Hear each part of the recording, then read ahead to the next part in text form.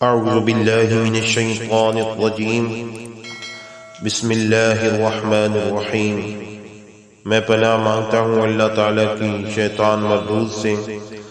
اللہ تعالیٰ کے نام سے شروع جو بہت مہربان اور نہایت رحم کرنے والا ہے۔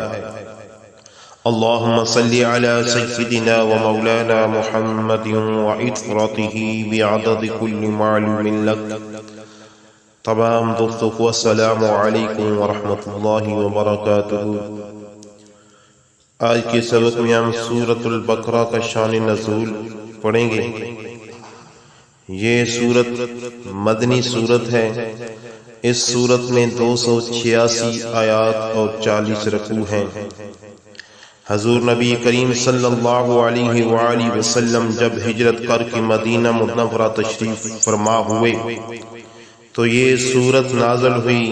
یہاں اسلام دعوت کے جو مخاطب تھے وہ مکہ کے باشندوں سے مذہبی، ذہنی اور عمرانی اعتبار سے مختلف تھے۔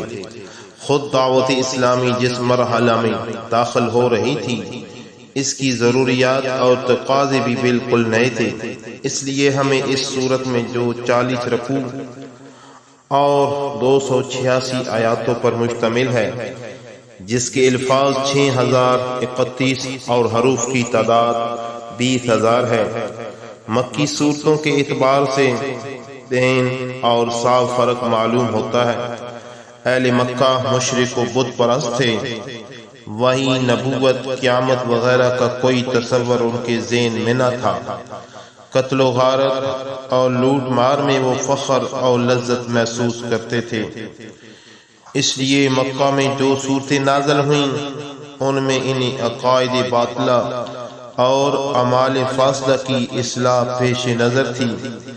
یثرب کے اصلی باشندے وہ انصار تھے، لیکن قوت و اقتدار یہود کے ہاتھ میں تھا، اور انصار مذہبی اور ذہنی طور پر یہود سے بہت متاثر تھے۔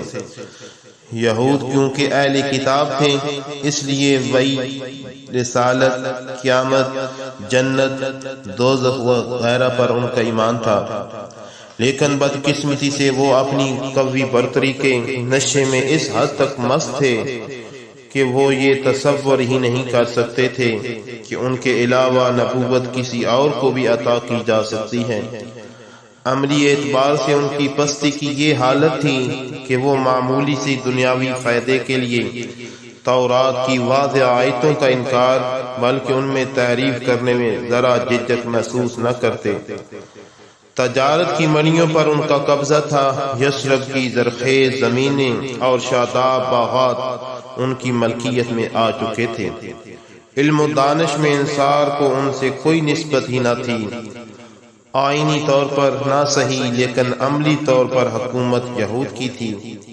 یہ حالات تھے جب رحمت دو عالم صلی اللہ علیہ وآلہ وسلم نے مدینہ میں قدم رنجہ فرمایا اور یہود و انصار کو اسلام کی دعوت دی۔ یہود تو تل ملا گئے، انہیں اپنی عظمت و جلال کے محلات مسمار ہوتے دکھائی دینے لگے۔ کہاں ان کی خود بینی اور خود پرستی، اور کہاں ایک نئے دین کے قبول اور ایک نئے رسول کی اطاعت کی دعوت۔ یہود کیسے اس دین کو قبول کر لیتے؟ ان کے سامنے تو رکاوٹوں کے کہیں پہاڑ تھے، ایک سے ایک بلند اور ایک سے ایک کھٹن۔ اب قرآن کا کام یہ تھا کہ ان رکاوٹوں کو دور کرے اور ان فلک بوز چوٹیوں کو پیوند خاک۔ اس لیے مدینہ طیبہ میں جو پہلی سورت نازل ہوئی اس کے کوئی رکوع یہود کی اصلاح کے وقف ہیں۔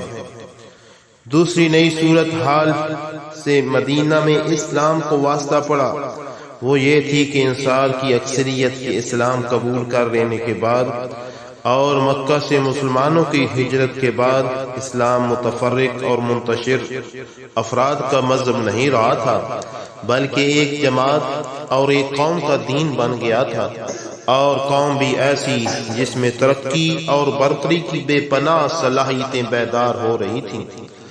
اب ضرورت اس بات کی تھی کہ ایسے مضبوط خطوط پر ان کی تنظیم کر دی جائے کہ کثرت و وعدت میں کھو جائے اور کوئی گوشہ ایسا نہ رہے جس میں بد نظمی اپنے قدم جما سکے۔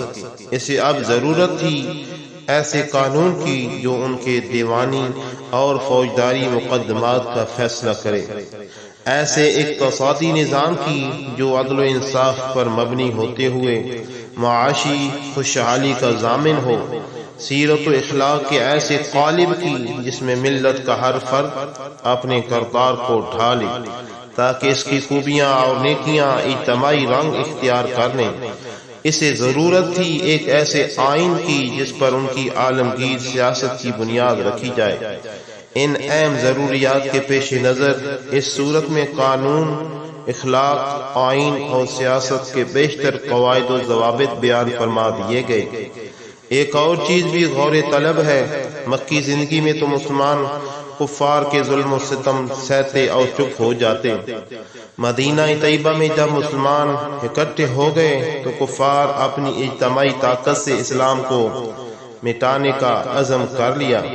ادھر اللہ تعالیٰ نے بھی اپنے بندوں کو کفر سے ٹکر لینے کی اجازت دے دی اور انہیں یہ بتایا کہ اپنی بے کسی اور بے بسی اور مخالفت کی قوت و سطوح سے مت گھبراؤ۔ فتح یاب تو وہی ہوتا ہے جس کے شامل حال میری تائید اور نصرت ہوتی ہے، اور وہ تمہارے ساتھ ہے، یقیناً تم ہی غالب و منصور ہو۔